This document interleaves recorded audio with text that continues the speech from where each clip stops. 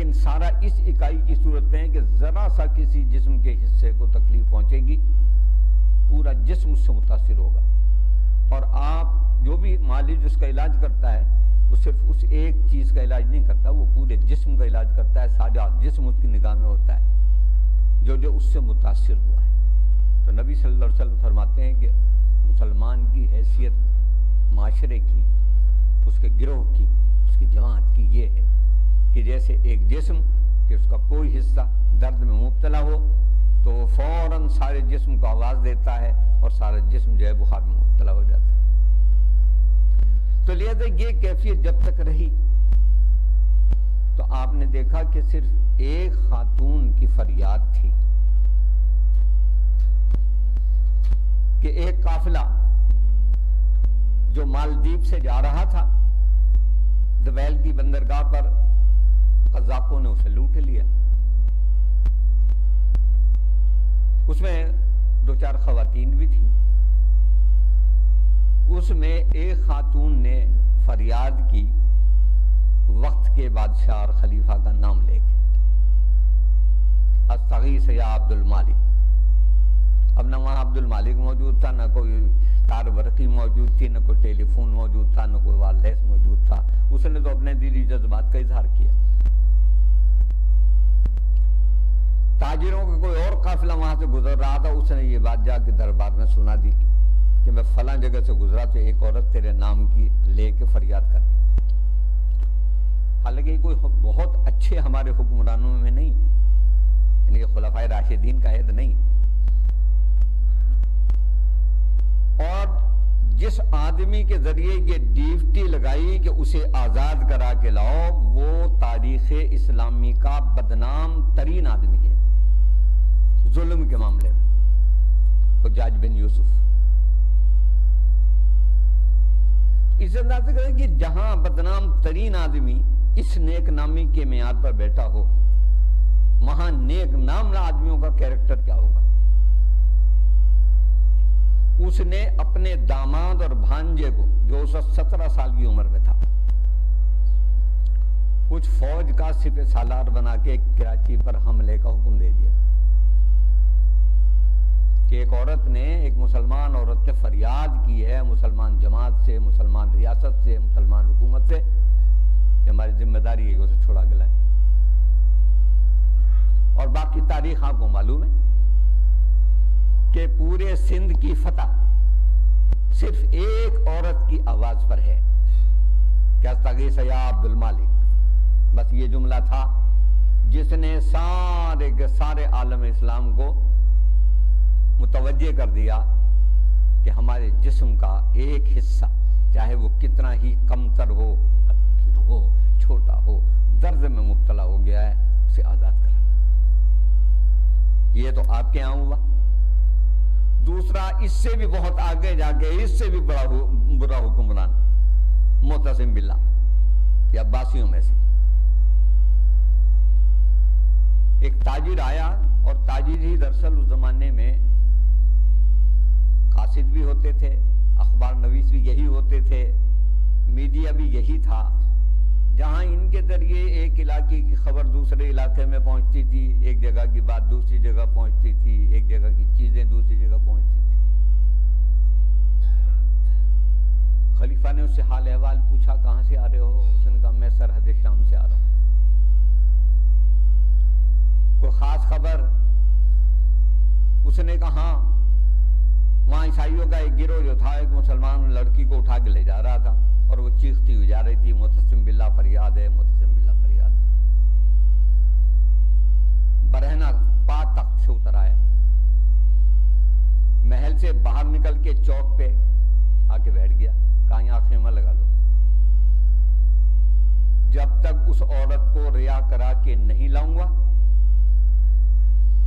نہ نہاؤں گا، نہ کپڑے بدلوں گا، نہ بستر پر سوؤں گا، نہ محل میں جاؤں گا. اور جس نے جانا ہو وہ آ جائے ادھر. یہ آپ کی تاریخ کا حصہ ہے. اور میں نے آپ کو حضرت سیدنا ابو بکر صدیق کی باتیں سنائی، حضرت سیدنا ابو بکر صدیق، حضرت عمر کی بات سنائی، حضرت حضرت عثمان کی نہیں سنائی، حضرت علی کی نہیں سنائی، میں تو آپ کو 200 برس کی آگے لے گیا ان سے۔ تو اس وقت تک بھی ہمارے درمیان صورتحال رابطے کی یہ تھی، اور ہم ہر شے کو، یعنی یہ حکمران کے پاس امانت ہے، حکومت اللہ کی طرف سے عوام کی تحفظ اور ان کی ذمہ داری، اور اس امانت کا جواب صرف جمہوریت میں نظام کی بات کرتے ہیں، یہاں 5 سال بعد عوام سے ووٹ لینے جانا ہوتا ہے تو پھر آپ کہتے ہیں نہیں میں نے یہ کیا، میں نے وہ کیا، اسے تو بھول جائیں۔ یہ امانت اللہ کے سامنے بھی اس کی جواب دہی کرنی ہے، اور سورہ نساء میں اللہ تعالیٰ نے اس بات کو کہا ہے کہ تم اپنی امانتیں اہل لوگوں کے سپرد کرو، اور وہ اہل لوگ جب تمہاری امانتیں وصول کر لیں فَإِذَا حَكَمْتُمْ بَيْنَ النَّاسِ، تو وہ جب لوگوں کے درمیان فیصلے کریں تو انصاف کے ساتھ کریں، دونوں کی ذمہ داری عائد کر دی۔ تو لہذا ہر وہ شے آپ کے پاس امانت ہے جو کسی دوسرے نے کسی شکل میں بھی رکھی، مال رکھا تو مال ہے، اس نے آپ سے مشورہ مانگا اور اپنا راز آپ کو بتایا تو یہ راز امانت ہے۔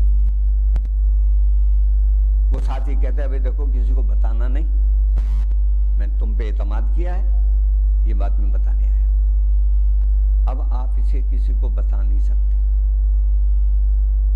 اور اس وقت ہماری صورتحال یہ ہے کہ راز ہمارے یہاں کوئی راز نہیں۔ حد یہ ہے کہ حکومت کی ہر پالیسی باہر آ جاتی ہے، کیوں آ جاتی ہے؟ اس لیے کہ جو اس کو محفوظ کرنے والا آدمی ہے وہ کسی دوسرے کو بتاتا تو ہے نا۔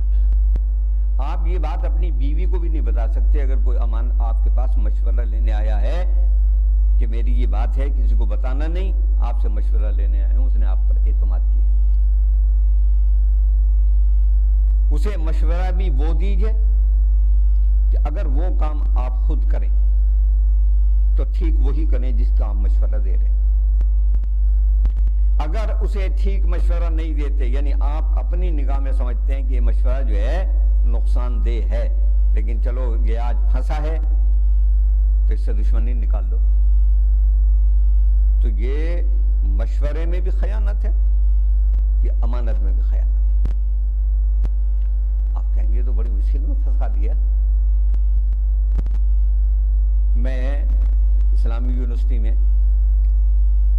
شارٹ کورسز ہوتے ہیں مختلف اداروں کے آفیسرز کے، تو ان میں ایک دن میرا ایک خطاب تھا اور عنوان تھا قرآن کا انسان مطلوب۔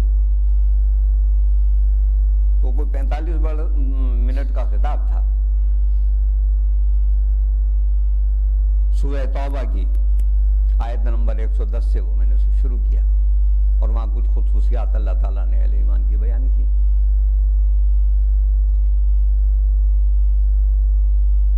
الحامدون العابدون السائحون الراکعون الساجدون العاملون بالمعروف الناہون عن المنکر والحافظون لحدود اللہ۔ تو اس میں تفصیل بیان کی، تو آخر میں ایک بہت بڑے افسر کھڑے ہوئے کہنے لگے جی اتنی بڑی مصیبت بھگتنے کی ضرورت کیا ہے؟ تقریر تو آپ نے بہت اچھی کی ہے، خطاب بہت اچھا کیا ہے، مگر یہ اتنی جو ساری مصیبتیں گلے ڈالنی ہیں انسان مطلوب بننے کے لیے، اس کی ضرورت کیا ہے؟ تو میں نے ان سے کہا کہ آپ کو جتنی تنخواہ ملتی ہے اور جتنا آپ کا اعزاز و اکرام ہے،